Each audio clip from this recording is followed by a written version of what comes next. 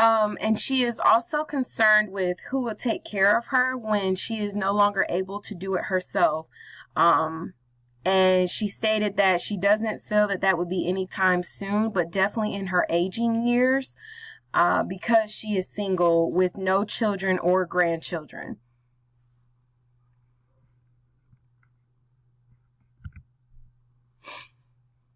And to continue with the psychosocial crisis resolution, according to Whitburn, questionnaires for a 34-year-long study shows positive circumstances in a person's life which show positive changes and successes through their midlife years. Basically stating that, to have positive things happen early on will show positive results as you get older.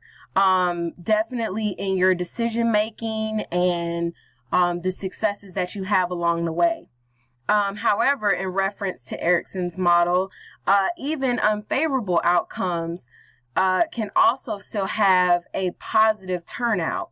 I know in reference to Miss Bridget's situation, she is single and dating. So for her, finding a mate in early adulthood doesn't mean that she would never find one, regardless of how old she is.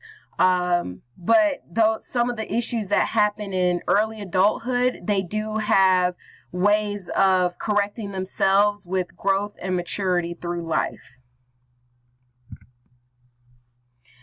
Ms. Knight had also expressed an internal struggle with being perfect and also having a perfect work ethic. That was more so from her comparing herself to family members, but also not even having a tangible idea of what perfection is, just knowing that it's where she would want to be in life, in all aspects, professionally and personally. But it can also have an oppressive intention, well, not intentionally, by always being so hard on herself, overworking herself, especially in our field of work. Burnout is a real thing. And, we're always there telling her, go home, Miss Bridget. Don't stay late, Miss Bridget. But, for her, it's like the work is never done. And so there's a lot of feelings of not feeling accomplished in what she has done.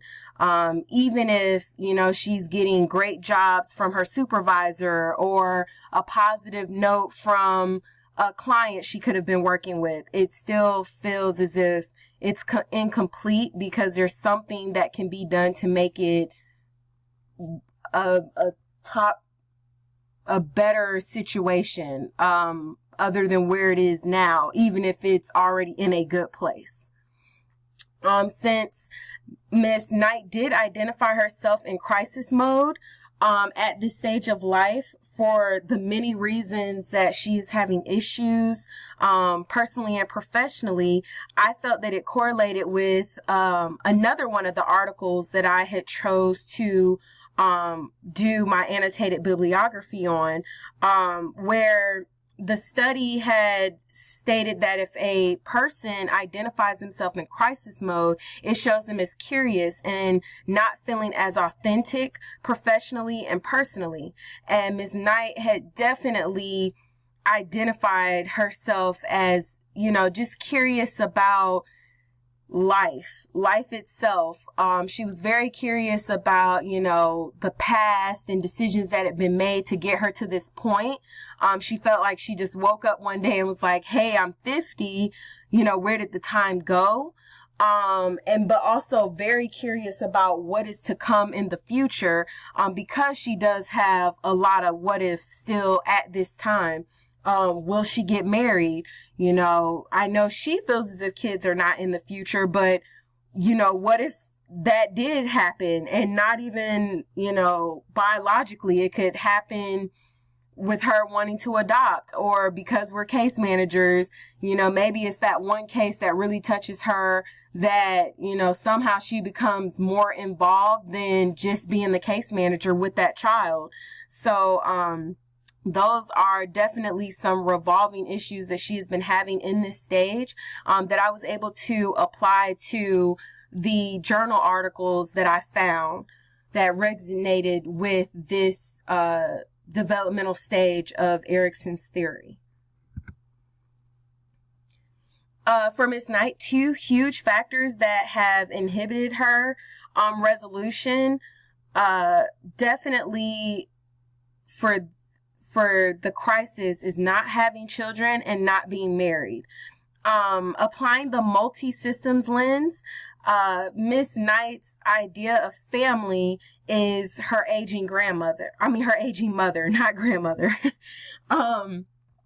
It puts a lot of things in perspective for her as far as what's to come when she is in that position, as well as, spending that quality time making those memories because she knows her mother is in her aging years. And as well as her hobby of scrapbooking, her relationship and with her mother and her hobby have shed light on Erikson's 8th stage, the aging years. And she will be able to take those things with her into that stage of life, once she gets to that point. And then also applying the multi-systems lens to Miss Knight's sense of community.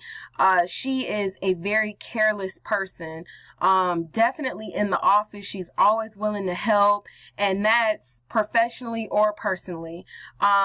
Miss Knight had actually pep talked me into taking my side hustle of art a little more seriously, to the point that I ended up buying my LLC. So, personally, she has the experience and she's willing to share it with anybody who's willing to listen. All you would have to do is ask. And I think that's very rewarding because, I don't have those kind of relationships with the older generation of my own family. So I definitely appreciate it. And then, according to Osborne, retirees have a hard time finding an enjoyable pastime to fill the void of their job or career. Ms. Knight, she has expressed financial security and retirement being constant thoughts while in this stage, but she has also started her own business with event planning, and it has been lucrative as well as rewarding in a sense of giving her purpose. And, honing in on something that she really loves to do, and she just happens to be able to make money from it as well. And that's something that she would definitely like to pursue, once retired. Miss Knight also has a few hobbies. She enjoys reading, and, she reads a lot of Zane books, which is urban, erotica. But as well as buying a self-help book such as Steve Harvey's latest book.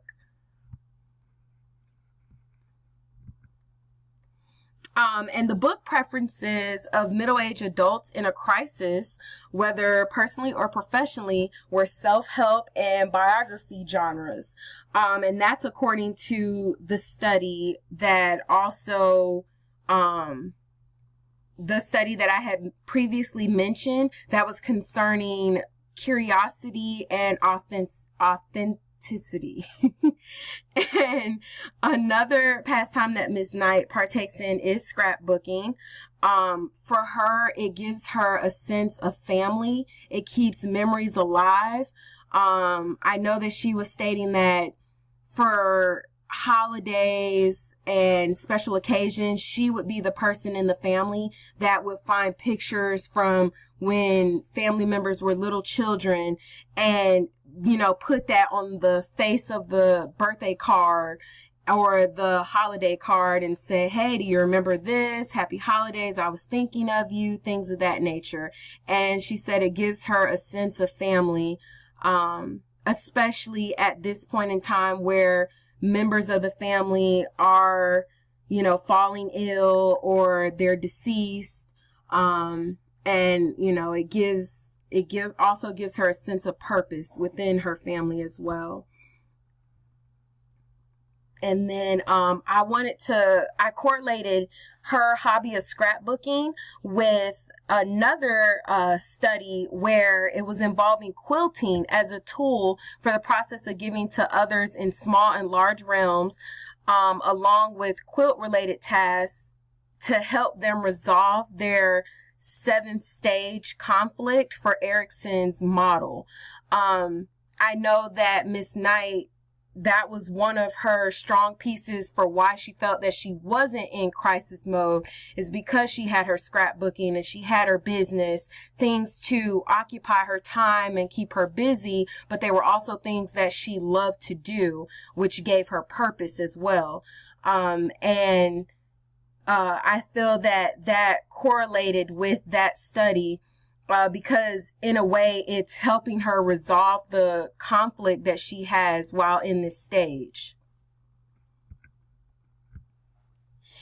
And then for Kohlberg's theory of moral development, this would be my additional theory. And I felt that this definitely correlated with Miss Bridget's experiences while being in Erickson's 7th stage of life, because it's dealing with moral development.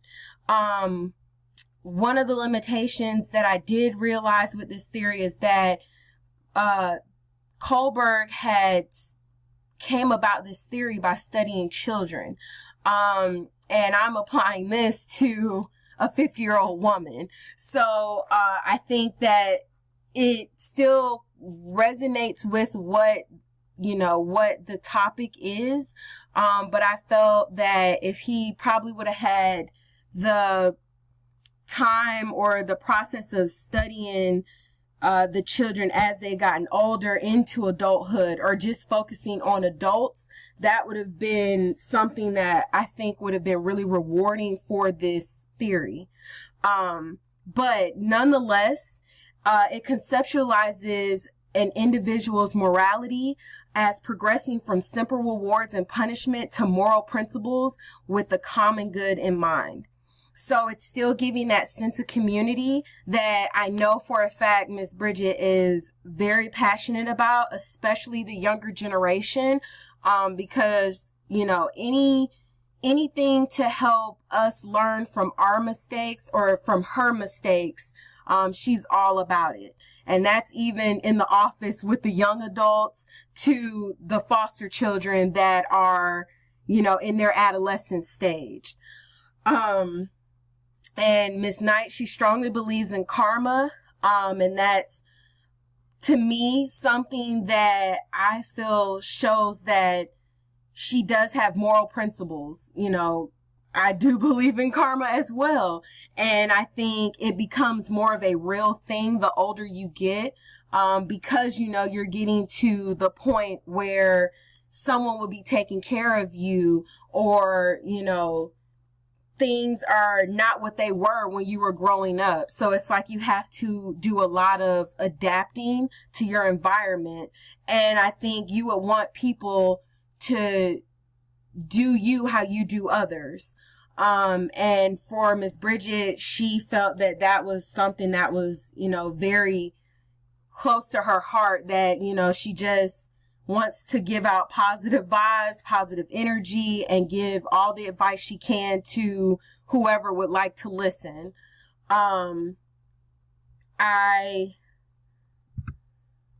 I identified Miss Bridget as being in stage 6 of Kohlberg's theory, where it focuses on a person's internal principles.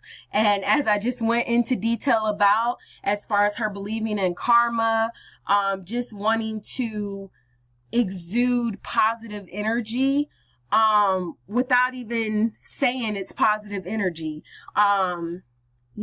She definitely believes in what is right and wrong, but also how will the decisions that she makes with the people that come in contact with her, how would that affect them? So like I said, dealing with karma, worrying about the community, and just really wanting to give off positive